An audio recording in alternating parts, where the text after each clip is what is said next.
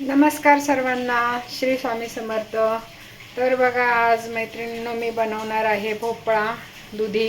इकडे दुधी बोलतात, आमच्या गावाकडे नाशिककडे याला भोपळा बोलतात। आता याची मी आमच्या गावच्या स्टाईलची पातळ भाजी बनवणार आहे। हा एकदम कोवळा भोपळा आहे, म्हणून मी याचे साल नाही काढणार आहे। साल सहित मी बारीक करून घेणार आहे।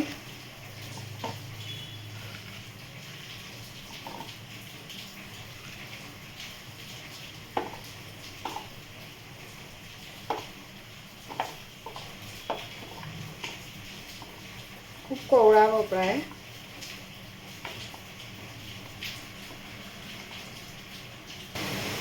तर बघा, आता इथे मी दुधी कापून घेतलाय, तेल ठेवलंय तापायला। खूप कमी तेल टाकायचं, जास्त तेल नाही लागत अशा पद्धतीने भोपळा बनवण्यासाठी। तर आता तेल तापलंय, त्याच्यामध्ये मी एवढा लसूण टाकून घेते।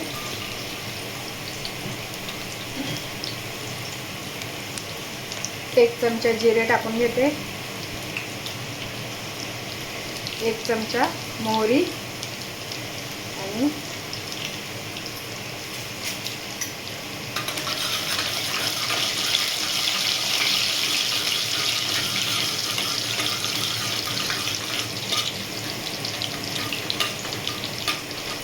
लसूण चांगला ब्राऊन कलरचा होईपर्यंत परतून घ्यायचा आहे।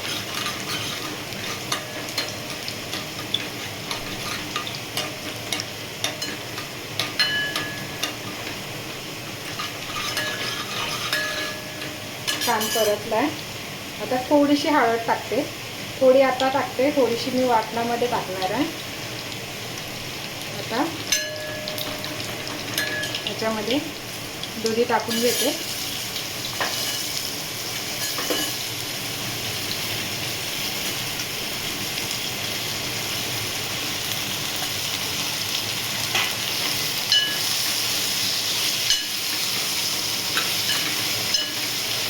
दुधी टाकून घेतला, तर याच्यामध्ये ही चण्याची डाळ आहे, ही भिजवलेली चण्याची डाळ, ती पण टाकून घेते।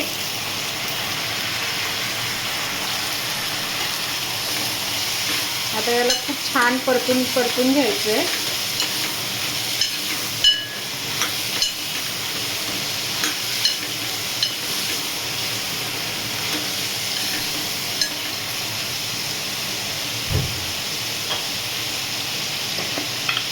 मीठ टाकून घेते,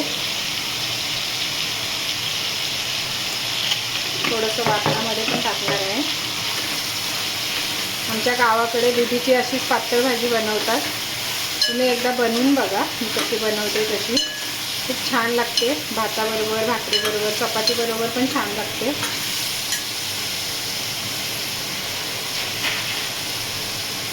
आता बारीक गॅस करून शिजवते हिला, तोपर्यंत वाटण काढून घेते। वाटण्यासाठी मी घेणार आहे इथे, हे बघा, एवढी कोथिंबीर, हिरव्या मिरच्या आणि 5-6 लसूण पाकळ्या।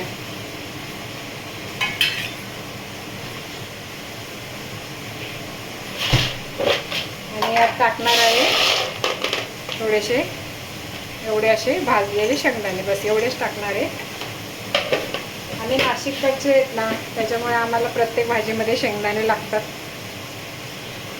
तर आता याचं बारीक वाटण करून घेते। याच्यामध्ये थोडीशी हळद पण टाकायची आहे, म्हणजे भाजीला छान असा पिवळा कलर येतो। याच्यात मिरची पावडर, मसाला वगैरे काहीच नाही टाकायचा, फक्त या मिरच्यांवरतीच करायची आहे। आता हे वाटून घेते मी,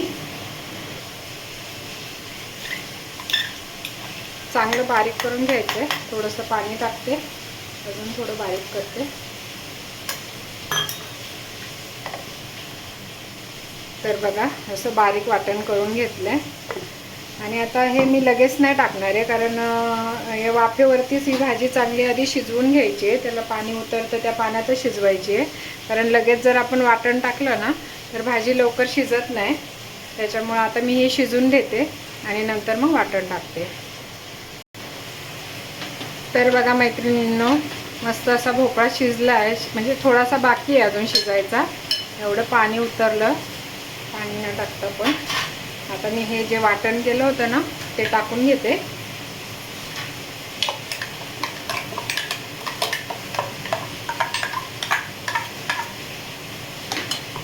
त्याच्यात थोडंसं पाणी,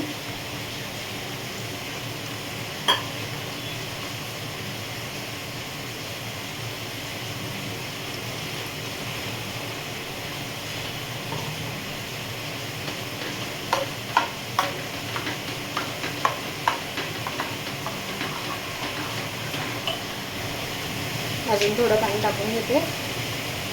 बस एवढी.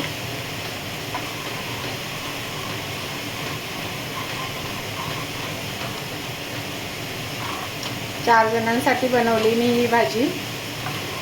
आता याला अजून फक्त 2-3 मिनटं शिजून देणार आहे, कारण भोपळा ऑलरेडी शिजला आहे, डाळ पण शिजली आहे चांगली. आता याला चांगलं शिजून देते. आणि अशा प्रकारे तुम्ही नक्की अशी नाशिक स्टाईलची भाजी बनवून बघा शेंगदाण्यांची.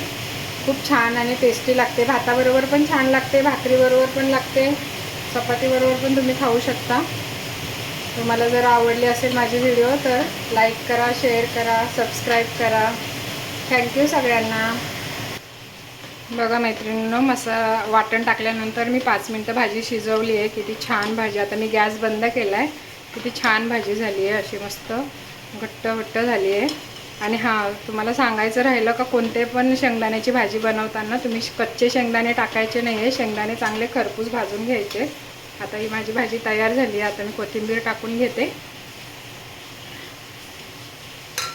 आता मी याच्यासाठी बनवलं इथे खाण्यासाठी भात आणि इकडे भाकरी पण बनवली आहे. तर तुम्ही अशा प्रकारे नक्की बनवून बघा, ट्राय करा असं बनवण्याचा आणि कमेंटमध्ये सांगा कशी बनली होती. थँक्यू सगळ्यांना.